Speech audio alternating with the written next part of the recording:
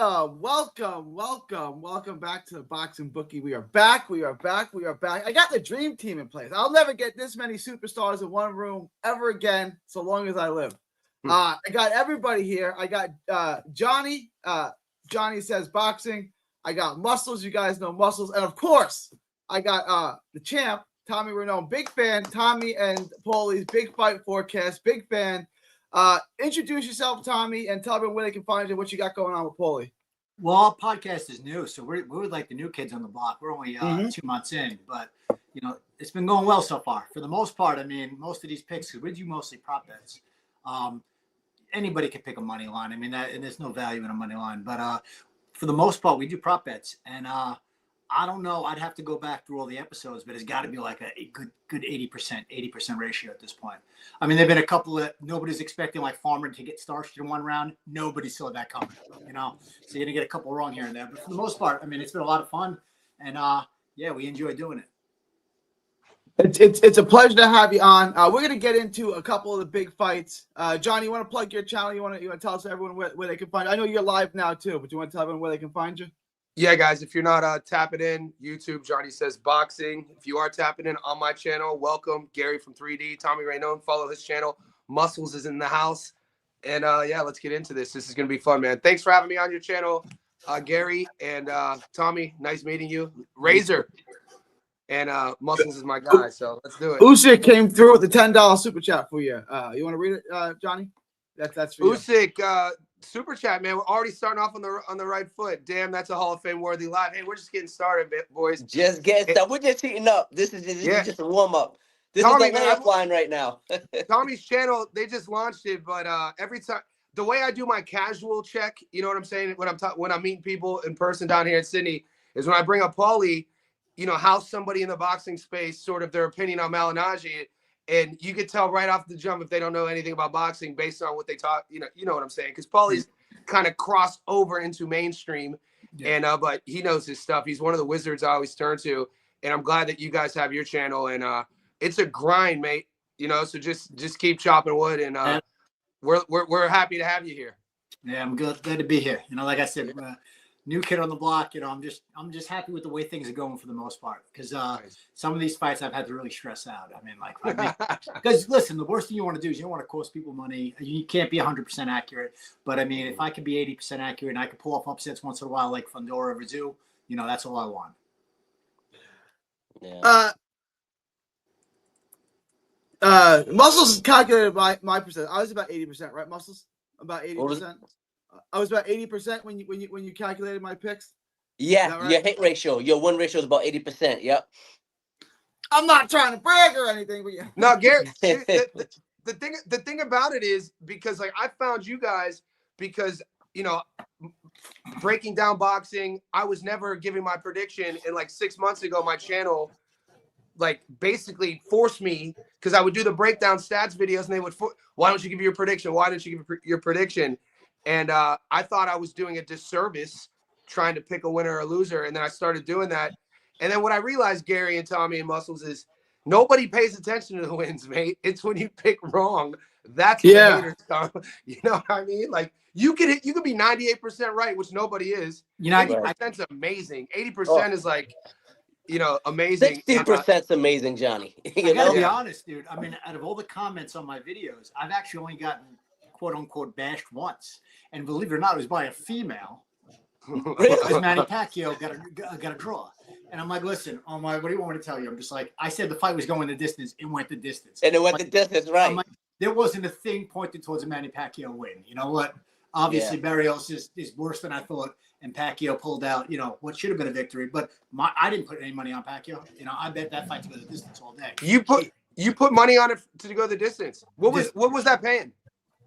Was it plus odds? Let me think. I parlay everything. So no, it wasn't plus. It might have been maybe minus 120 or something like that. It was close to even money though, Tommy. It was like minus 115, minus 110. Yeah. It was super close. You got a $5 super chat, Johnny. Appreciate the super chat. Boxing fan in the house, supports the channel. Boxing fan, if you're not following Tommy and Paulie, follow him as well. I know boxing fans following Gary. So yeah, definitely follow Tommy, man. One of the sharpest in the game right now that I know of, man. super sharp, very accurate with his predictions. Knows I how to can't break wait to down hear his fights. system though. Elite.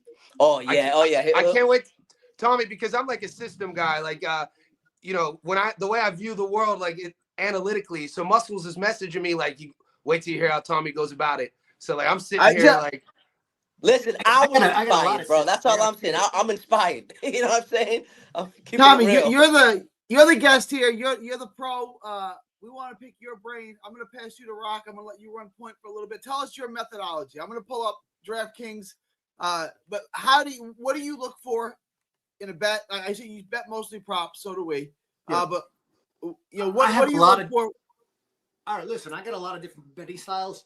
I actually we did a standalone show a couple of weeks ago where I just discussed a lot of the do's and don'ts of betting. But I'll give you one example coming up, right? As you guys know, politics run deep in boxing throughout the course of boxing history. So we got Spence Alvarez coming up in 2 weeks, right? Spence Crawford, yeah. I'm sorry, Crawford Canelo. We're gonna get it right between the three of us. We'll get it right.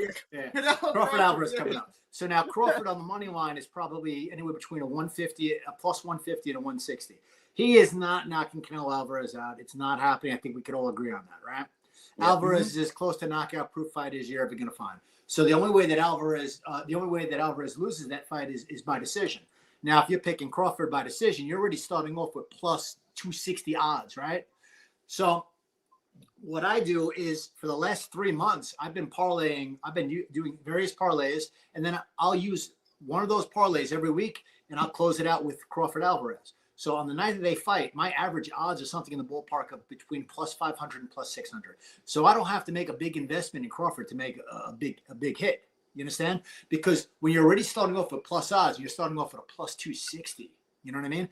All you do is throw a couple of reliable legs. You throw Clarissa Shields for decision, Zayas for decision, things of that nature I've been doing. And all of a sudden, those plus 260 odds are now plus 720. And I'll throw $5 on it, and that's a $30 ticket right there. And I have that over and over and over and over again. So fight night, when Crawford and Alvarez fight, I do think the fight goes the distance. That's first and foremost. So I've been putting those as backup bets. But should Crawford win, I'll be in a position to probably make $650. Should he lose, dude, I'm going to be out 75, 80, 90 bucks. Who cares? So that's what I like to do when I'm playing with a favorite. All right. I don't just say, all right, you know what? An underdog. This guy's an underdog. I got plus odds. So you know what? I'm going to throw $100 to win 150. No, what I'll do is I'll parlay that with the weeks leading up to the fight. So by the time that bell rings fight night, I'm in a position to make, a few $100s off basically, a 30% investment of that. So that's one strategy. That's when betting on a favorite though. Betting on an underdog like Crawford. As far as betting, I another thing about it is I always try to get plus odds. All right, no matter what, I'm always trying to. All my parlays, I want to go with plus odds. I don't like to, go into a 4-leg parlay, let's say, and have minus 200 odds or something like that. Because when you lose, those losses are going to evaporate your wins quick. Opposed to if I'm always betting with plus odds, you know what? I could take a loss here and there because when I'm betting with plus odds, that's going to wash those losses away and still put me in a profitable position. So I would say like 90% of my bets are plus odds. Interesting. All right. And you're still hitting at about 80. We're going to build a parlay. Go ahead. This show. Yeah. So the way I do it is I have a Discord. I give them a lock of the week. So this week is obviously the toughest week of the year because there's no fights. Right. Yeah, but I give them a lock every week. Usually it's a 3 or 4 leg parlay. Usually it's somewhere in the range of minus 120 to minus 150. I usually give them 2 or 3 locks. So when you build your lock, do you try to do it every week? Muscle tries to do like one on Friday, one on Saturday, right? I try to just do over the course of that weekend. Do you look to do that, or do you just take the best odds, and if it's over a month and a half, it's over a month and a half? Like, listen, I don't need instant gratification, so I look at it as more. Gotcha. I've had parlays that have gone for 4 months. Right now, I have probably, and I do a lot of small parlays too. So when I do a bigger one, first and foremost, before I even get into that, let me say this: don't use. This is just my ideology.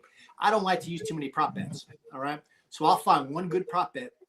Let's say whatever it might be. I like Fundora for a decision or a knockout over Tim Tszyu, and then I'll money line everything else. and I'll build that into plus odds. Because the worst feeling in the world is when you hit one or two prop bets in a parlay, and then you got greedy, and then one of those prop bets, your guy still wins, but he wins by decision when you had him by knockout, or vice versa. That's the worst feeling. So I try and only use 1-2 max prop bets when I'm doing a parlay. That's number one.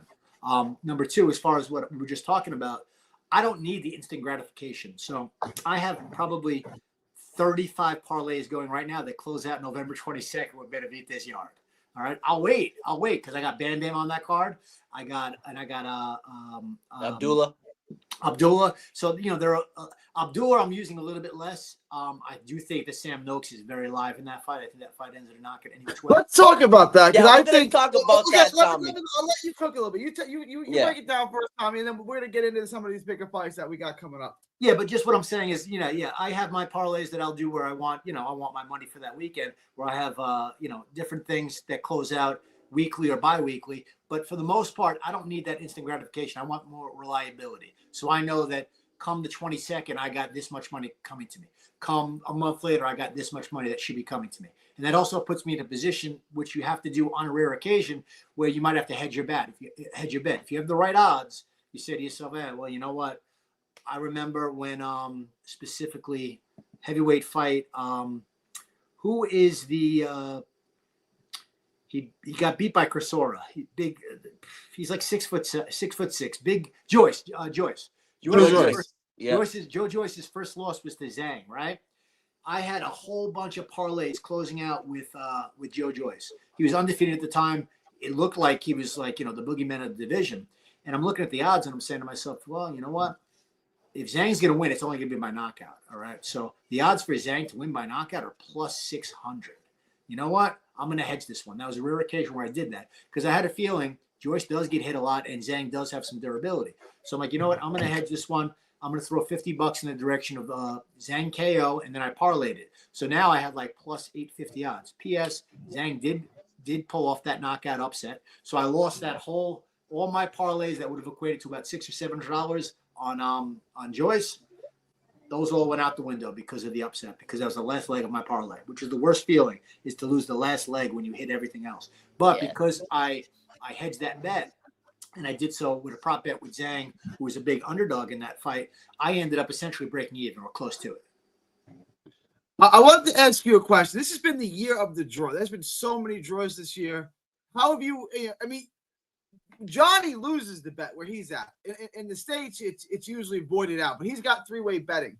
How have you done? How have you dealt with the draws? We talked about the Barrios fight before. There was the Omar Trinidad. There's just been draw after draw after draw. How is that? How have you worked around that? Well, simple. I discussed this on that standalone show that I did a couple of weeks ago. People need to understand and know the difference between a two-way money line and a three-way money line. Very big difference. So I have, over here in the States, in New York, I have 5 different apps that I use. I use DraftKings, I use FanDuel, MGM, Caesars, and Bally's. All right. So I have different options. I don't like MGM because MGM only offers you a three-way money line. So if you end up in a situation where Trinidad got that draw a couple of weeks ago, you lose your money and that's it. Right. But I used that's why I rarely use MGM anymore. So I like to do a two-way money line because when the draw happens, it just voids your bet and your parlay continues. Right. Right. And we use DraftKings. It's all two-way betting.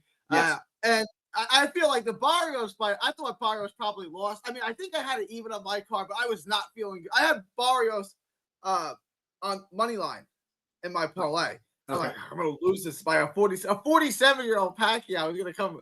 And I got the draw. I was like, thank God. But then there's other things like the Trinidad fight where I thought Omar Trinidad clearly won. And then he gets a draw. Yeah, and that ruined my parlay. Well, it didn't ruin my parlay, but I didn't get paid out as well. Yeah. It's been rough with the draw, but like you said, if it's two-way, it hasn't killed you. If it's three-way, two-way, it's not gonna cost you money as far as what you're gonna make overall, but it's not gonna knock you out of the box. Three-way, it's gonna wipe you out. That's it. You lose. All right, we got so. All right, I wanna build the parlay. So let me start with you, Tommy. The bet I'm gonna build a parlay over the next couple of weeks or months, right? And it's gonna be plus money, and I'm gonna give that to my Patreons as a lock moving forward. All right. On the Crawford on the Crawford Canelo fight, what bet do you like? The over Crawford by decision? What bet do you like the best as far as value? Because to me, it's to go the distance is the bet I like the most. But yeah, I think I'm going to tell you why that fight I think goes the distance. I think I've been saying it for a while. I've been betting Alvarez for a decision for the last 3 years. His knockout days are over, and now the odds makers have caught up with that. But I remember getting Alvarez over Ryder by decision for like plus 340, and getting Alvarez over Charlo for decision for like plus 250. So Alvarez hasn't had a knockout in like 3 or 4 years, right? He'll drop you, he'll hurt you, he'll stun you, he'll cut you, but his finishing days are over. He's getting over. He's older. He's a declining fighter. So I do see that fight going the distance. So I think that's a safe bet. That's a safe first leg of your parlay. If you're building a parlay and you want to start off with that one, that's probably going to be the hardest leg of that parlay. To me, at minus 300, minus 330, it's pretty good. I can't see that fight not going distance. Crawford's not getting stopped, and Crawford's not stopping Canelo, so we're out of options here, right? Like we're going the distance in this fight, as far as I'm concerned. Yeah. Muscles, Johnny, you guys agree with that? Would you sign off on that? This fight's at least going the distance, regardless of who you pick to win. Oh yeah, 100%. I was on with you earlier today, Gary, and I said the same thing. I said the over and the distance is the play this fight. What's the over paying? What's the price on the over? The over is minus 390. The distance is minus 330. Yeah, see, I mean, come on. The bookers are telling you right there, you know. Muscles, why don't you tell Tommy about the success you've had with the under on the knockdown props, and is that something that he bets? Because what are you, 13 out of 14? Betting that I explained this to Tommy before. So I'm 13 out of 14 on those under 1.5 knockdown props. I've been absolutely killing it on those. But the thing with that prop is you have to know which fights to use it on. So with me, if I know it's, for example, I never bet on the under 1.5 on heavyweights. I only did it once, and it bit me in the ass on the Johnny Fisher fight versus David Allen fight. Which is still a technicality, because it seemed like they stopped it and then he went down, and it's like, Right. Had that hit, I would have been 14 for 14 on these knockdown props, Tommy. So I'm very careful on who to use it on. I like to use it mostly on lightweights and welterweights. But yeah, that right there. I mean, my first bet on that was actually Better V than Bivol. Okay. I think I bet like 10,000 at the time on the 1.5 on their first fight, and that hit. And then I did it again on their second fight, and that hit again. And then after that, I just kept using it, and it just kept hitting every week. So as long as I took a page out of your book when you mentioned the Jojo Diaz Regis fight. Regis, yep. A few weeks ago, and I don't use knockdown prop bets often, but in that one I did do that because I had that fight going the distance all day. So all of my bets were for that fight to go the distance. Had a couple of small parlays with Regis to win by decision, but any which way I saw that fight go in the distance. I actually saw an outside chance of Jojo pulling the decision out, the upset out, and he had it, and he fought well. He had his moment. Yeah, he did. Obviously, he hurt Regis over and over again, but I also put the prop bet in there for him to for nobody to go down, and I was worried because Regis was skating a few times, two times. The next fight I wanted to ask you about, Tommy, was September 5th. Jack Bateson, Mick Conlan. I like both. Conlan scares me, man. Yeah, there's been a lot of discussion on this one too, Tommy. Did you watch the tape on Bateson? Like, I get I'm gonna be honest with you. I'm with you, but I watched Bateson like this. Let me take a look at Bateson's record. I have not. I'm going to tell you right now. I have not seen footage of Bateson yet. I'm going to take a look next week. But I looked at him on BoxRec, and I'm like, this guy's live. There's no question about it. And Conlan, I had another guy on Chilltown who was saying the same thing, and then he watched the tape on Bates. He's like, "All right, Conlan's probably safe in this fight." Yeah. Okay, I remember looking at this guy's record. He's 20-1. He's got 6 knockouts. He's not a puncher. Just Conlan should win this one, but I think Conlan might be a tragedy waiting to happen. This guy, I mean, his chin is so dented. I mean, his punch resistance is absolutely gone. So I wanted to ask you about that. So Conlan money line is minus 190. Yeah. To go the distance is minus 205. So they're both around minus 200. Yes. So if Which I'm one would you, you like better? if I'm Yeah. you, I'm not gonna get greedy. I'm gonna stick with the money line on that one. Let's go Conlon on the money line. Yeah. It's not much Okay. different. Yeah. Yeah. You don't want to get beat for 15 points in one direction or the other. Right. It's tough Makes to put sense. money on a Mick Conlon fight, though. It is. Like, Listen, when he got knocked out, the Mexican knocked him out in the 12th round. They took him out of the ring on a stretcher. I mean, well, he was winning the Lee fight. Wood. Yeah, I mean, Lee Wood. Lee Sorry, Wood- Lee Wood, Mexican. It wasn't The Lee Mexican. Wood knockout. He got knocked out by Lopez too. He's been knocked out by a lot of people at this point. Yeah, but that fight, I was so sure that Conlon was going to win the world title that night. 100%. Matty dropped him in the first round with a hook. He was dominating early, and then he faded down the stretch. And I'm like, you know what, man? This 12th round is going to be interesting. And then he laid on the ropes. He was exhausted. He got caught, and man, that was a tough loss. He hasn't. Yeah, he hasn't worn it well. He's one of those guys on my list. I'm not going to bet on that fight. Yeah, I'm not playing this. He's unreliable. I can't do it. I'm not going to gamble my money away on him. Sometimes the best wins are the ones you don't bet. Like, listen, if you're forcing my hand, I would go with him on the money line. But myself, I'm probably not going to touch that fight. Yeah. All right, I'll take it off. I feel so safe. I love that. I love the odds on. I see Bateson having no path to victory in this fight. At minus 190, I get why the odds are as close as they are. But I look at Bateson. Bateson has zero pop. He doesn't sit down on his shots. He's looking just to score. There's no way he stops Conlon. Like, that's out of the question, in my opinion. So now it's like he's got to go get a decision in Ireland against Conlon on the back foot against a guy who's way more skilled than him. No, all your logic applies. Definitely, all your logic applies there. 6 knockouts, but I mean, Conlon's chin is just. I mean, his chin. Yeah, is so how many knockouts does Jordan Gill have? And Jordan Gill almost killed him. Yeah, I guess. That's what I mean. Yeah. The thing is, Conlon's one of these guys that, like, his style, the way that he chooses to fight out there is not. It's just not how he should be fighting. He should be a slickster. He should be using his legs, counterpunching, moving. This guy wants to stay in the pocket and trade, and he's not a puncher, and he doesn't have a great chin, so he's constantly in a danger zone. Conlon just doesn't have a boxing IQ. It's that simple. Yeah, I like this a lot. I'll lay off of it for you guys. I won't put it in my lock because you guys aren't signing off on it. So I want this to be our thing. But I'm giving you the seal of. I'm authorized. I'm ATing this trade. Like I think Conlon on the money line is a great bet, but I'm not going to put it in this lock because I want us to be able to. I want this to be our lock, right? Something that we can all agree on. Okay. Donovan and Crocker. To me, Donovan at minus 600 is still value. I had a 5-leg parlay in their first fight that got ruined because Donovan got disqualified when he was about to stop Crocker. It was like plus 900, and that parlay got destroyed because Donovan got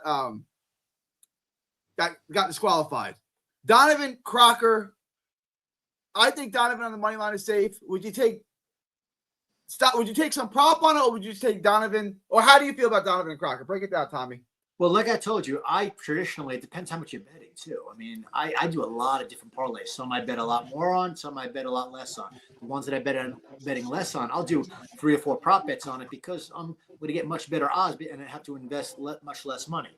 If I'm putting a big bet in, I try and only do 1 prop bet, as I said earlier. So you already have 1 prop bet if you're using Crawford Alvarez to go the distance, right?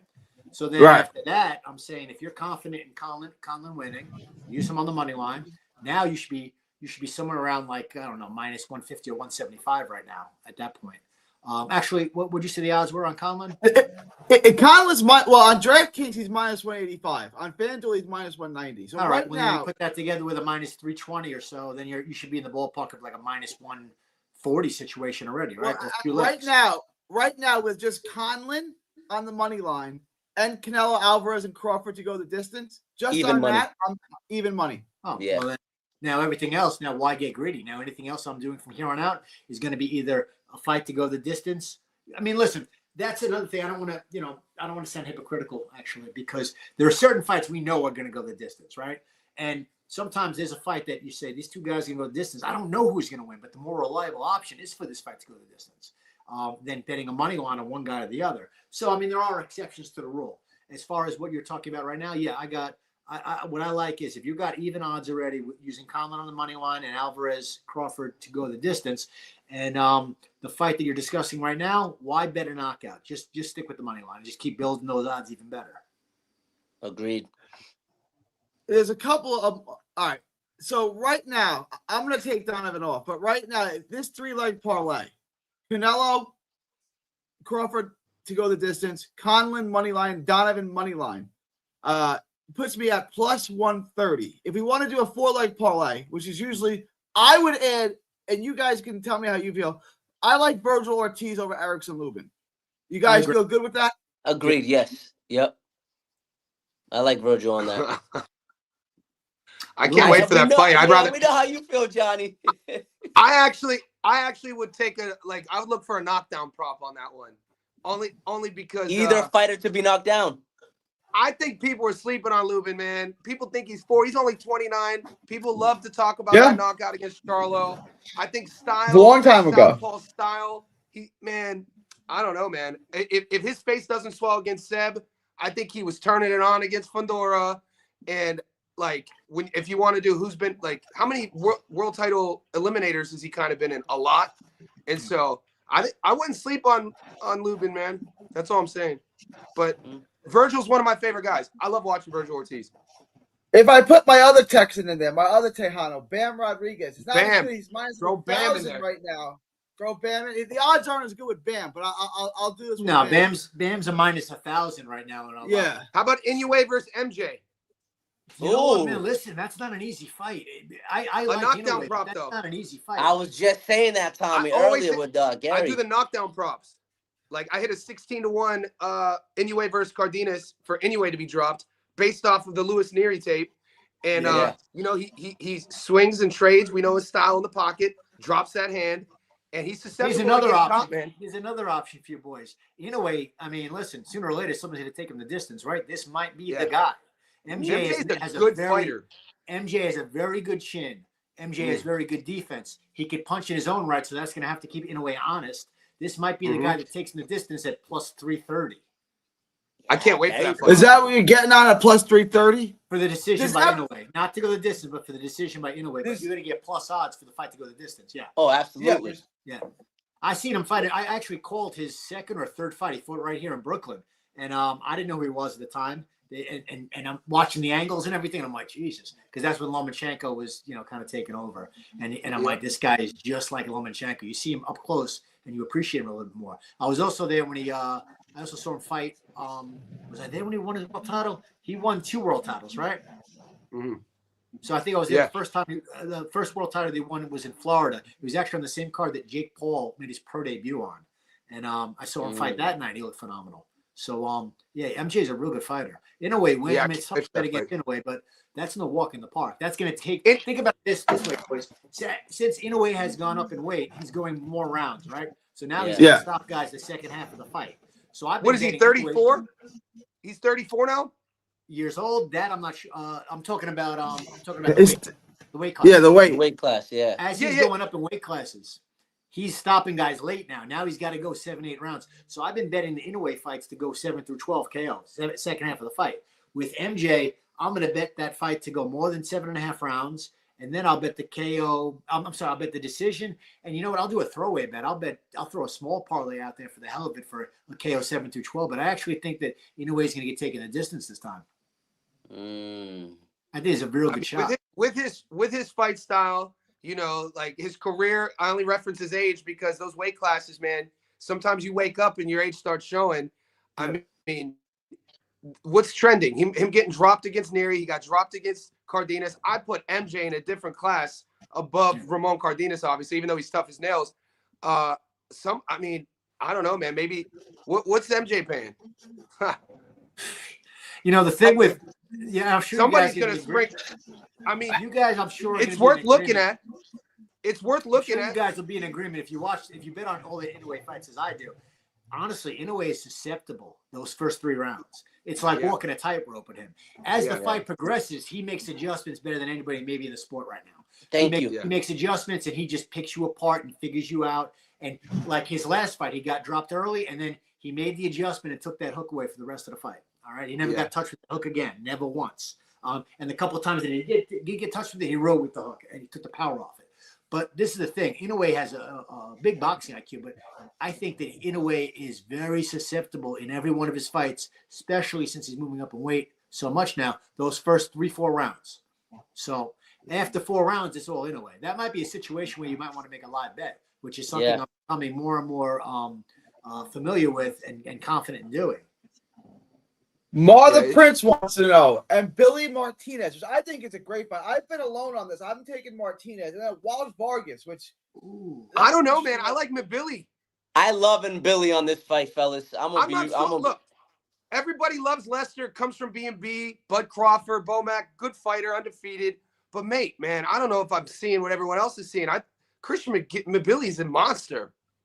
Well, it's his endurance, bro. He's so easy to hit, though. Like, if you're willing to stand in the fire and walk through the Listen, fire, I thought he lost his last fight to Pulo.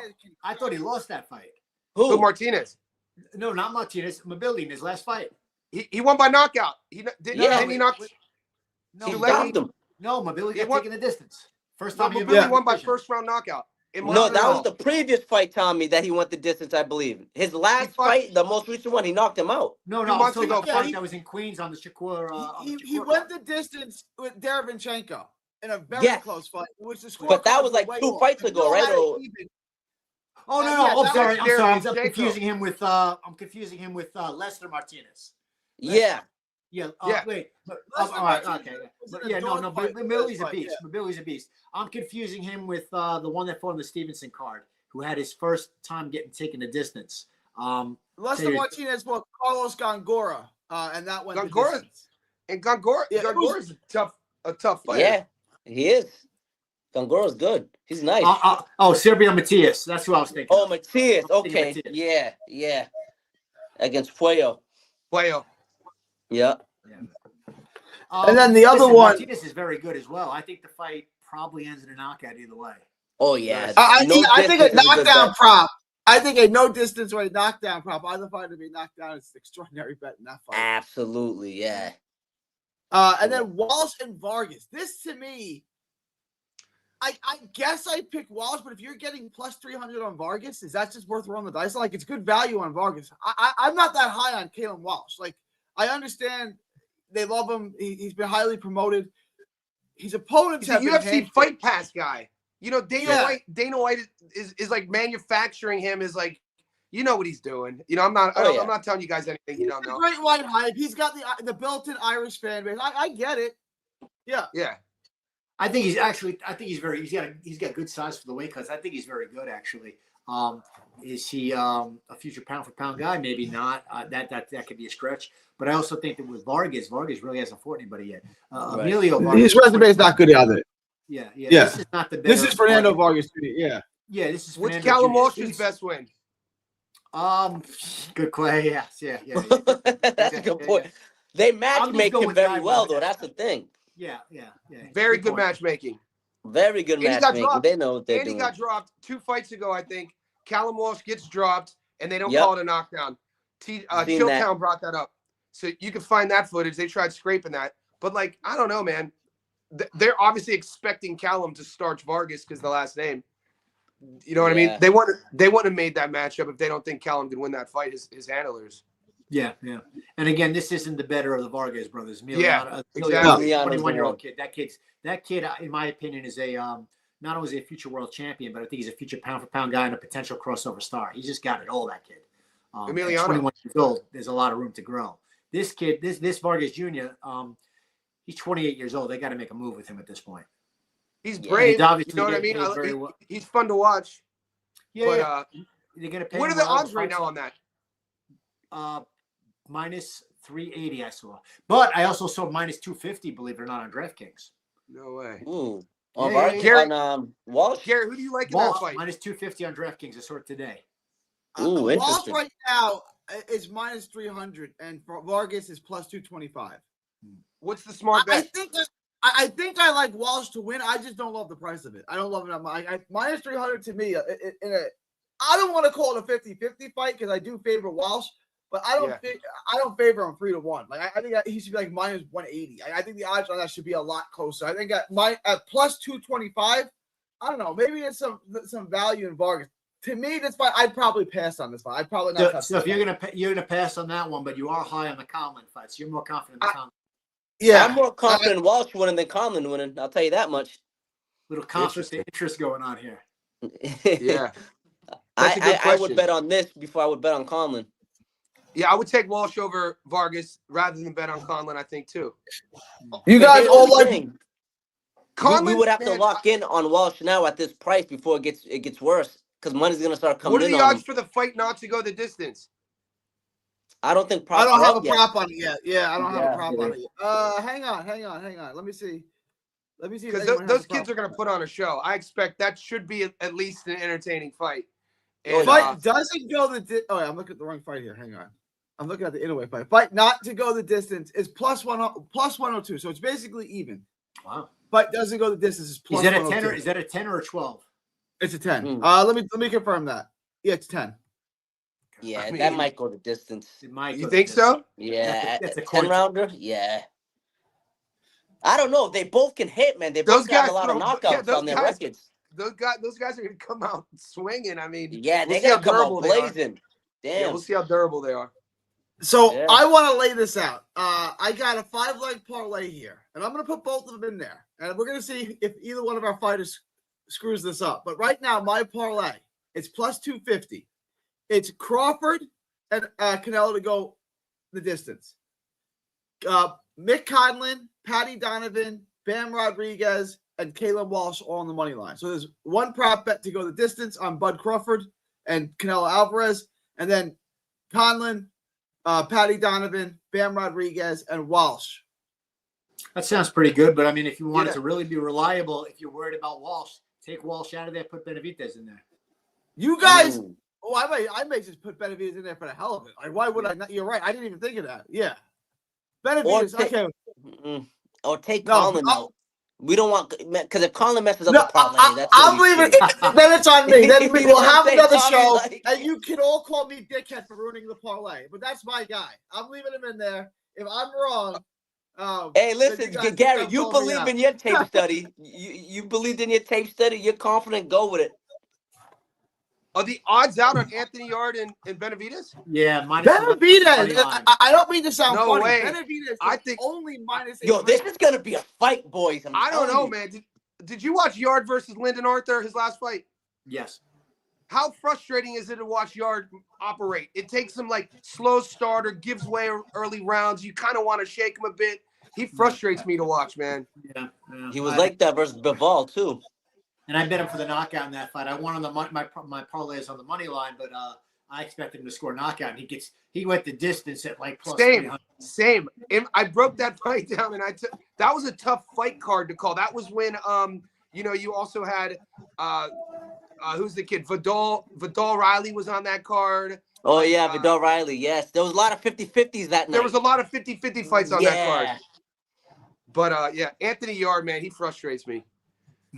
Yeah. But I think Benavidez, that's easy money. Yeah, me too. I think I think Benavidez stops him. To be honest. Usually All I right, would say that so- I would pick Benavidez for the knockout, but Benavidez is not punching the same at 175 that he punched at 168. At 168, that's a Agreed. very good point, Tommy. Very good point. Very good point. I like this. Money line might be the better play there, or the safer play. Benavidez on minus 800. I still think there's value in there, right? Like there's Yeah. no way Yard is beating Benavidez. So Is this Benavidez, Walsh, Bam, Patty Donovan, Conlon money line over to go the distance on Canelo Crawford. That's going to be plus 288. It's pretty good, right? Throwing Abdullah in there, G. What are we doing? Well, I wanted to get to that because I think Johnny and Tommy both think Noakes have a shot. I don't think Sam Noakes is a No- dog. No dude. shot. No guys shot in my sleep- opinion there. Stylistically, he's all wrong for him. I think I'm an Ohio guy. Abdullah's special, You know, guys. Come on. I grew up in Northeast Ohio. I'm a Youngstown kid. Obviously, I'm a loyalist to Ohio fighters, especially Northeast Ohio fighters. And Abdullah's a beast. Of course he is. But, dude, Sam Noakes, man, he can fight, dude. I love that they're fighting. I'm not saying I'm taking Sam to win, but what's the knockdown Right. prop on that page? Let me throw this at you, boys. I looked it up today. So you want to bet if you're iffy like I am on Abdullah Mason at minus 450, right? Dude, this fight's ending in a knockout one way or the other. That's 100%. like minus 120. That's the money then. That's the bet. That's the bet. Yeah. But not to go the distance. I have minus 148 on FanDuel. I don't have it on DraftKings yet. Okay. But I think that's. I agree. Someone's getting knocked out in this fight, right? I mean, one has, one It has won't like be Abdullah, I'll tell you that. I don't think Abdullah Mason's ever been past the 6th round, and Walsh has been the distance, the 12-round distance. No, I'm sorry, Noakes. He's been the 12 rounds, I think, once, right? But Abdullah's never been past like the 6th round.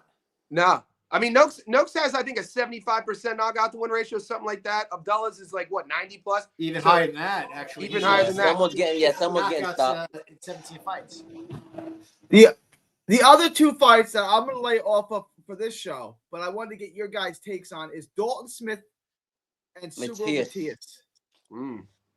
Look, man, when Matthew Germain came from Canada to go to the UK just a couple months ago, and they gave Dalton that headliner kind of like, feature hometown love event around his name, Dalton was being marketed as a super athlete, great boxer, could crack.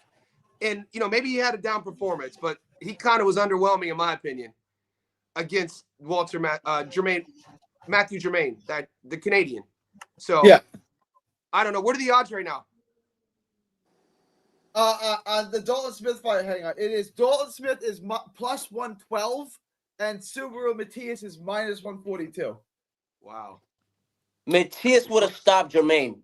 I mean, 100% Matias stopped it. Like, every time what I'm saying? And Dalton was struggling to stop this guy. I bet on the stoppage that fight. I actually lost money. I haven't even looked into that fight yet, to be honest with you. I have not even gone that far and looked into that fight yet. Oh, yeah, we're in the weeds, bro, Tommy. We're in the weeds. You know what, Johnny? Matias is very good. I like Matias, but I'm not very familiar with Dalton, so I got to take a look at some footage on him. Very good athlete. Mar wants to know about Boachuk and Adams. Boachuk is minus 500. I definitely think he's going to win. Yeah, I'd lay off the methodology and just put Boachuk on the money line at minus 500. But what are your thoughts on Ken Adams and Boachuk? I agree with you completely. I would stick with Boachuk got taken the distance his last fight. So Michael Fox. And I won money on that fight. You know why? Because nobody missed weight. Fox always goes the distance. Came up from 47. They fight at 58. Yeah. I think personally, this is a controversial statement. I've been saying it on my channel. I think Boachuk is showing very evident signs of being, showing signs of his style. And everything from watching him do the interviews, he looks a bit ticky to me, man. Like, I think Brandon Adams is live in that fight.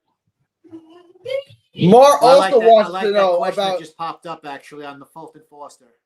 I love Foster because he's a personal friend of mine, so I don't want to taint myself. I'll let you guys debate this out. I just saw that fight. Somebody texted me yesterday on that fight, and I said, "Listen, man, there's so much money to be made there. That fight, first of all, that fight goes the distance 1,000%. All day. If it was 30 rounds, it would go 30 rounds. Yeah. First and foremost, that fight goes the distance all day, and I lean towards Fulton. You know why? Because as much as I like Foster, he's just not busy enough.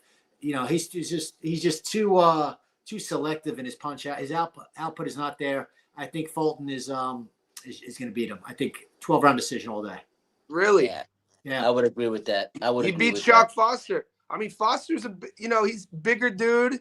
What are those odds? This is another one of these fights that it's going to be fun to break the tape down. I mean, how much? I do see the fight. I think the fight going the distance is actually the lock, though. And that's the actual. I mean, so we're back into believing Stephen Fulton because he stopped Figueroa.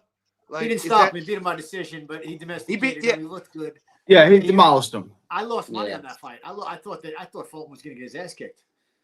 Against Figueroa. I'll tell you why, Johnny. Because I never bet on the Figueroas. Omar and Brandon historically have lost my house. Johnny, the reason why is because I thought the Inoue took so much out of Fulton that he wasn't the same guy. Plus the inactivity, he got dropped. If you remember his next fight after that, he got dropped. He barely scraped by and won a decision. So in my mind, he was heading towards being he was definitely heading towards being not a shot fighter, but a fighter on the decline. And Figueroa had some momentum his way. And shit, was I wrong on that one. So everyone here is taking Fulton over my boy? I don't know. Too. I'm betting the distance. That's first and foremost. Forster's going to take apart all my fellow Texans. Fulton's going to take apart all my Texans. He's going to take Figueroa. Gary, who do you like in that fight? I'm going to keep Shaqy's my personal friend. Like him, Bobby Benton, all those guys. Like I'm really tight with him. So I'm going to keep my opinion to myself. I don't want to taint the water. But I like my boy Shaq. I think I would take Shock too, man. I got Fulton, man. Me and Tommy got Fulton. Little split down the middle here, boys. Yeah. But we all like it to go over. We all like the over. We all like the distance, right? Yes. Correct. Yep. And that's what I'm going to end up playing. So. That's the bet. The distance, like Tommy said, that's the bet. Yep. You can even load up a little bit on it too. That's how safe it is. Yeah. You know. And then obviously we have the Brian Norman and Devin Haney fight. All right, before we get into that with Tommy, right? I'm going to tell you, Tommy, you already know we spoke. Going into this fight, I'm like, okay, Haney's going to outbox Norman. So I get to Instagram, me and Tommy are going back and forth conversing. And the IQ in this man, right? I'm hearing what he's saying in the voice messages, and I'm like, damn, this motherfucker's bringing up some good-ass points here. So now my whole mindset has shifted completely. I am no longer taking Haney by decision. I'm taking Norman, and I'm even thinking Norman stops Haney late. And I was not thinking that at all. But Tommy convinced me, man. And Tommy, go ahead and explain why you think that, and you'll see why I changed my mind. Multiple reasons. I mean, first and foremost, what you mentioned was you were mentioning his resume. And I said, listen, that resume is all at 135 pounds, though. All right? 135. He's fighting at welterweight now. That's number one. So number two is we both know he doesn't stop anybody. So his only path to victory would be decision. But most importantly, I think this guy is mentally broken. I think he's mentally broken. If he had to run and jab and grab his last fight against a guy that couldn't cut off the ring and didn't throw any punches, and he was in a position where he would have lost if the guy had any balls and actually brought the fight to him. Now you got to fight a guy that's not 32 or 34 or 35 or 36 years old, like all of Haney's competition, like Linares, like Lomachenko. All these guys are long in the tooth. Now you're fighting a 24-year-old guy that is getting better by the fight, in his prime, defending his title, that can punch. I just don't see any way Haney beats this guy.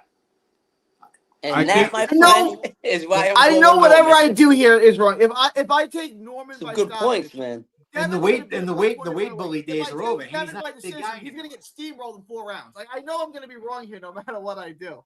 But right now I am leaning towards Norman. I don't know. Like I've gone back and forth in this fight.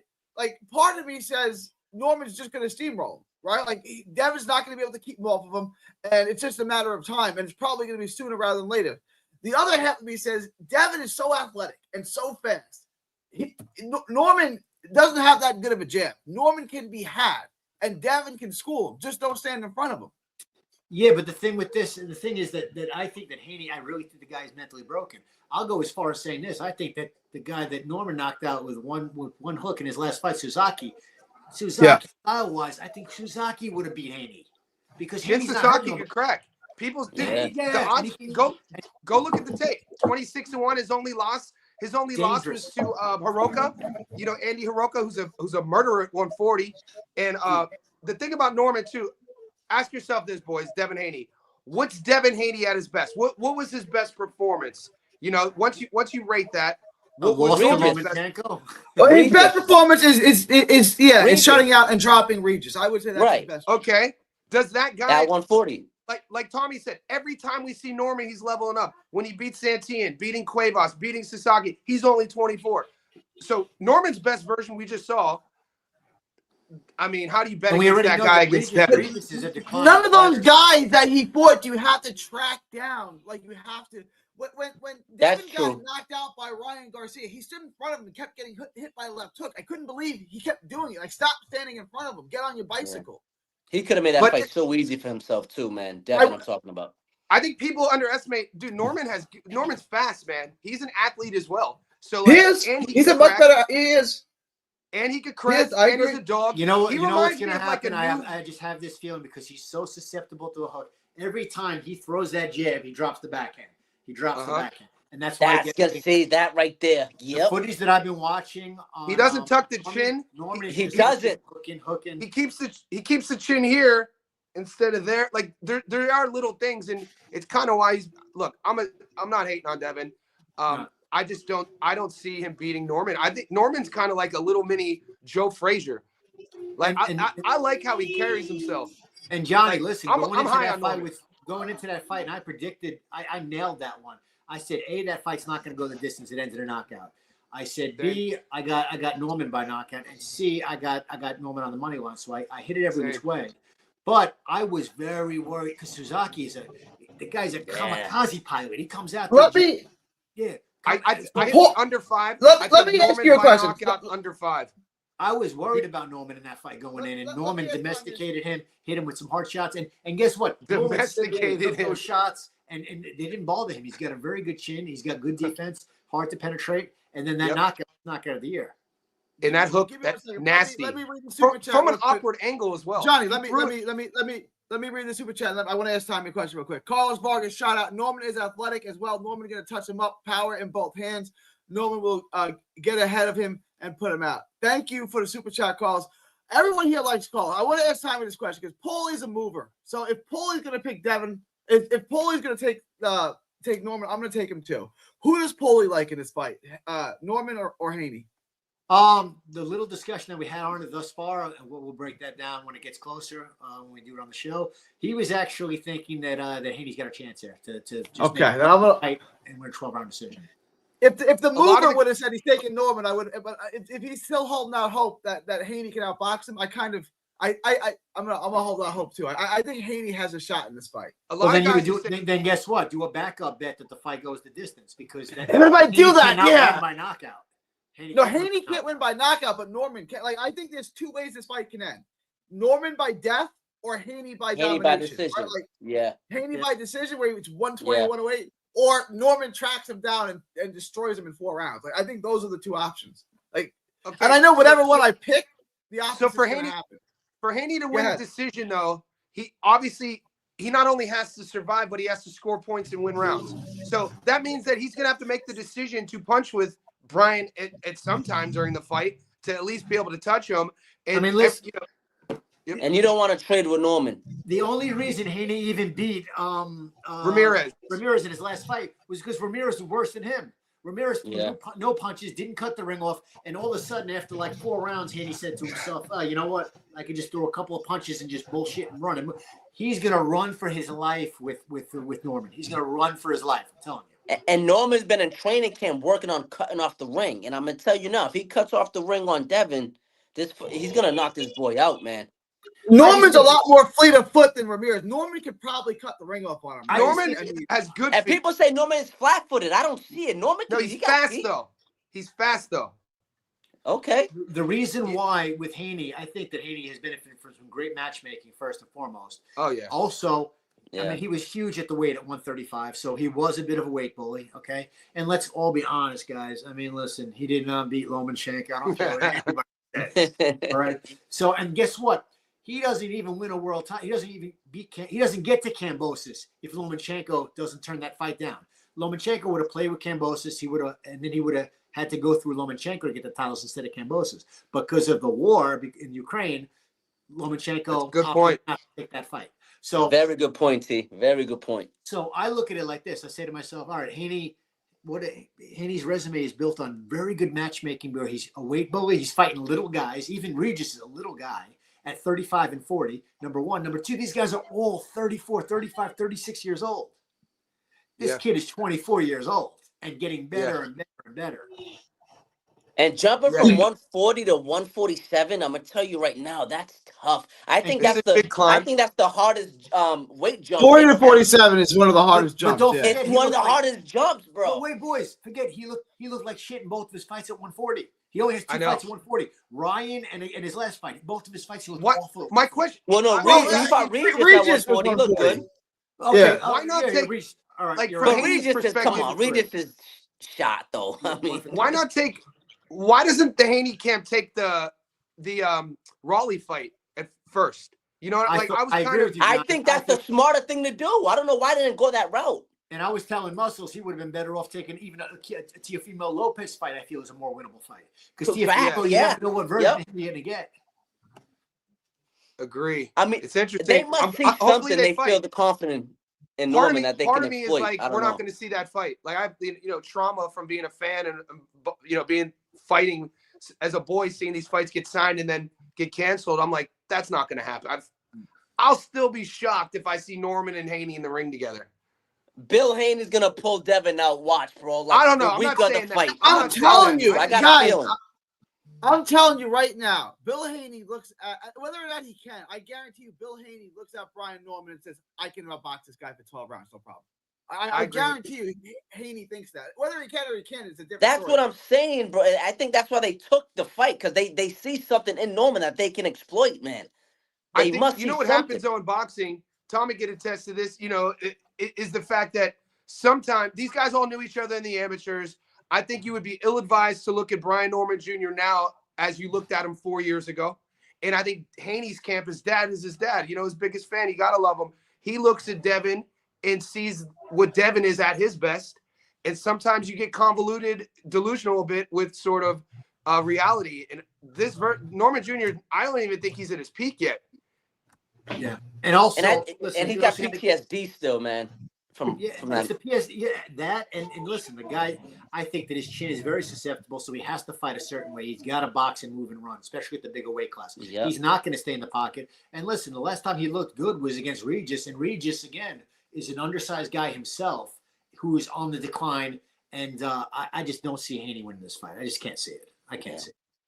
And he's going to be afraid to engage with. I'm going to tell you right now, if Haney's running like he did against Ramirez, I'm telling you now, these judges are not going to award that. I think he's going to run for his life. That. I'll tell you what, if he's foolish enough to stay in the pocket and even try and trade with this guy, he's going to get his head taken off. No, he can't do that. He cannot do that. He's done if he does that. All right, I gotta wrap this up in the next couple. Hold on, you didn't talk. Did everyone predict Bud the versus party Canelo? Just get started, G. Come on, we got Tommy Rainone in the house, baby. Tommy, we all, yeah. Tommy, how's that fight go? Bud versus Canelo. Like I said, the distance. And then I'm leaning towards Bud. Okay, so the only thing I'm gonna ask, Gary, I'll be quick, and for everybody on the stream, is it's really, really hard for me because I look at Bud as a 47. He fought Madrimov at 54. And Gary brought up a point, Canelo's a 68, but you could call Canelo a 60. You could call him a middleweight. It's just tough for me to get past, like, there's weight classes for a reason. And that's not my reasoning to say Bud's going to lose, right? But the path to victory is what for Crawford? To outbox and win on points? Counter punch, use his legs, a lot of feints. Use his legs, keep him at bay. Alvarez's output is awful. I mean, Alvarez he's a very economical puncher. The guy throws 30 punches around. So it's just, you got to be busier than him. But here's the thing. The reason why I'm more heavy on the fight going the distance is the hardest guy to beat on points in all of boxing is Canelo Alvarez. The judges love him. I mean, Vegas if he wins that 12th round against Bivol, it's a draw, which is insane, Yeah. So you got to take politics into consideration here too. Yeah, good. But like I said, but Alvarez's knockout days are well behind him. He's not putting, he'll put a guy down, but he's not knocking anybody out anymore. So I do see this fight going the distance. And listen, if Crawford can throw 60 punches around, use his legs a little bit, counter feint, I think that's his path to victory. Because Alvarez, we know what we're going to get with Alvarez. You're going to get an explosion here and there. He's going to try and walk him down.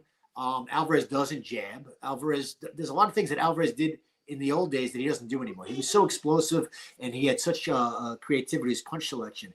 And that explosiveness has definitely slowed down, and he doesn't jab anymore. He doesn't counter the same way he once did. I think we talked about this. If you get him frustrated, he resorts back to old Canelo, which is to say young Canelo, where he just starts trying to load up on a right hand, right? Yeah.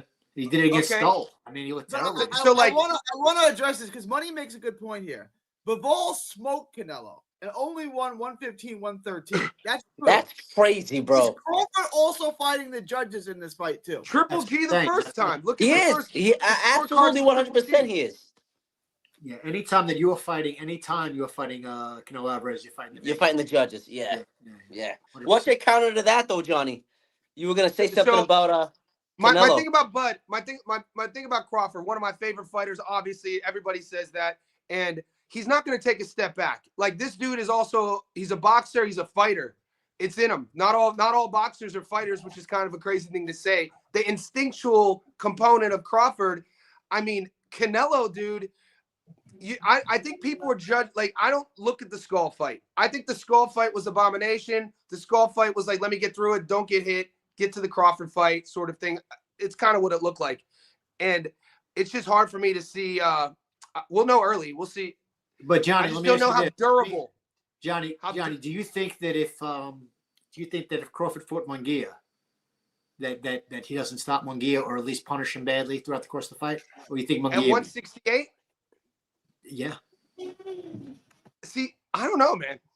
I don't know. I think there's weight classes for a reason. I believe in weight classes. I think John Ryder. People sleep on John Ryder. Ryder is a good fighter. When he fought a kid named Billy Akaway. Billy Akaway, Aussie. At the time, I think Billy was like 18-0, 18 knockouts. And Ryder just steamrolled him. And, Akaway never fought. He pretty much retired him as a 22-year-old. My point is, does Bud beat Ryder at 68? Ryder's a tough out. He's not tough. I like Ryder. Ryder's a good fighter. Bud's going to be a different fighter at 168. But remember, Bud. Also, one last thing I want to say, Gary, is if we talk about Bud's class and his strengths, you talk about his speed, his counter boxing, his athleticism. When we go up in weight, right? When you look at, we'll do sports science. Our boy Chris Algieri, nutritionist, loves some sports science, right? Plyometrics, using the body to create speed. The calculation is speed creates force, force creates power. That's the scientific component. Is Bud faster at 68 than he was at 47? No. He's not going to be faster. That's a good point there, Johnny. Okay. And if he's not faster, than Canelo. But go ahead. If he's not faster, then he's not going to have more power at 68 than he did at 47. I will shine a spotlight on one thing that people are overlooking that does concern me, is Crawford's inactivity. Yes. All right. Crawford's going into this fight off over a year layoff. And then he's had like 2 fights in the last 2.5 years. So that I'm not crazy about. I think he would have been well served to take a tune-up fight as Alvarez. Agreed. Yeah, agreed. I said that, and I said that before. We should go take a tune-up before this fight. He should have took a tune-up and rematch with Spence and knocked him out in 4 rounds in a rematch. But there are a lot of gray areas in this fight. It's the decline of Alvarez, also the activity of Bud. It's the jump up in weight class. It's a lot of things. This is the last one I want to weigh in on, because to me, this is the value play right here. Thurman's plus 470. I'm betting my mortgage. I will not be paying my mortgage this month. I will be taking the money and betting it on Keith Thurman. Your thoughts, guys? Oh, I think Fedora stops him. Fedora stops Thurman, man. I agree. You better not fuck me, son. I'm betting the mortgage on Thurman. What? Plus 470. Oh, man, I don't know. Into the stoppage one way or the other. Bet on the stoppage. I'm betting the no distance. Yeah. Like, I kind of put Fedora in the category of Norman. Young, a little bit older, but he levels up. He's still learning how to punch down. Dude, his aggressive style, Keith, he's not 27 anymore. Right. How much relevance do you want to put that Brock Jarvis knockout? Brock just went life and death with James Beck, a 6-fight Kiwi down here in Australia, and had to knock Beck out to win the fight. So I don't know, man. Sepp Fedora, we'll see. What's the knockout pay? They have the prop. A prop on the knockout just yet. I do have a money line. I like Thurman too. I like Keith Thurman is he a great career, great fighter. I think it's a bad matchup for Keith Thurman. Thurman's 36 years old now, too. Yeah. And Fedora's got so much momentum going right now after stopping Zoo. And Thurman at his best is a world-class Hall of Fame level fighter. I agree. Not. But he hasn't been at his best for a very long time. The inactivity. Understood. Minus 750. Minus 750. I'm not betting on Fedora to beat anybody like Keith Thurman. Minus 750. That big of a favorite. To me, it's either Keith Thurman or Pitts. Come on, Gary, he's so young, dude. Thurman's old he's now, so man. Flawed, though, and you can hit him. And Keith Thurman destroyed Barrios. Barrios has a lot of the same flaws. I understand Barrios is 6'1" and Fedora is 6'7", so it's not the same thing. But Barrios is tall. Barrios is sloppy. Barrios can be hit, and Thurman destroyed him. Yeah, but Fedora will stop Barrios easy. I mean, you know Think how about the style, you know how that southpaw it's been. style. I mean, a year ago, people thought when Barrios destroyed Ugas, we were like, all right, Barrios is pretty good. I kind of feel the same way about Fedora. Like Fedora's got some good wins, but he's so bad. Like he's so flawed. He's so easy to hit. So Like, everybody, but he's got momentum right now. That's Exactly. what I was. Thank you, Tommy. I would just yes. This is what everybody was saying though about my boy Kelly. When Kelly was an underdog against Edson Miranda, he was an underdog against Max Utuche. He was an underdog against Jermaine Taylor. Everyone said he was basic. He only threw straight punches. And I see a little bit of sort of similarities in how Fedora operates. And I mean, every time people say Fedora, the Mendoza knockout, kind of got clipped, was kind of not a good look. But what have you done for me lately? You know what I'm saying? This is boxing. I think Fedora, the momentum, it's hard to bet Keith to beat him. Keith, what? Outpoints him? Yeah. Thurman is durable. I take that over Bam. I like Thurman too, but Bam. Oh, he says he'd take the over. Oh, he take the over. Oh, I take the okay. I see what he said. I take the over. Okay, Oh, I thought he meant he'll take it over Bam Bam. Yeah. Bam might be like, I don't know about that. I like Keith Thurman. Everything you said about Thurman, I agree with you. Hall of Famer, great boxer. But what is Keith? I mean, the legs, 147 or 154. Plus, Johnny, he's been getting injured left and right. All the Exactly. The injuries. Inactivity. I mean, punch resistance. The older we get, these are things that speed. 154, man, is a tough division, dude. Like just the physicality of what 54 brings to the table with offensive arsenals and I don't know. And also just the mentality of a fighter. You got one kid that's young and hungry. Thurman is married with kids, and he's comfortable in life, Mick was right. Women weaken knees, Rock. Women weaken legs. Ain't that the truth, boys? I don't want to do this no more. I got a wife. I got kids. It ain't worth it no more. I get it. No, it's a fair point. Guys, I do got to wrap. We're going off an hour. I got to wrap. I appreciate you guys. Tommy, tell us again. Paulie and Tommy's Polly's Big Fight Forecast on YouTube. It's extraordinary. I love it. I'm a big fan. I'm a subscriber. I watch the channel. I get a lot of knowledge from you guys. Johnny, give yourself a plug. Give yourself a shout out. Yeah, guys. Johnny says boxing. Come over. And then Tommy, nice meeting you. And I'll share. I put your channel in my Discord as well. And Muscles, always a pleasure. Gary, thanks for having me, big dog. Yes, Johnny, sir. Tommy, Muscles. Hey, Tommy. Hey, before we wrap up, Tommy, you think you'll be able to get Paulie on too next time? Yeah, I'll get Paulie on. As soon as he's covering this fight in Detroit, so that's the Salama Ali card. He's got a fight at like 5 o'clock in the morning. So and he's training for a fight, but I'll get him on 100% the next time. No problem. Awesome. You're the man, brother. It's been a dope night, fellas. Appreciate you, Tommy. Muscles, Johnny. All right, fellas. Have a good one, boys. Have a good one. All right, my brothers. To the world, thank y'all, and God bless. Don't miss a tweet, post, story, or video. 3D Boxing is on Twitter, Instagram, and Facebook. Hit the subscribe button now to stay inside the ring.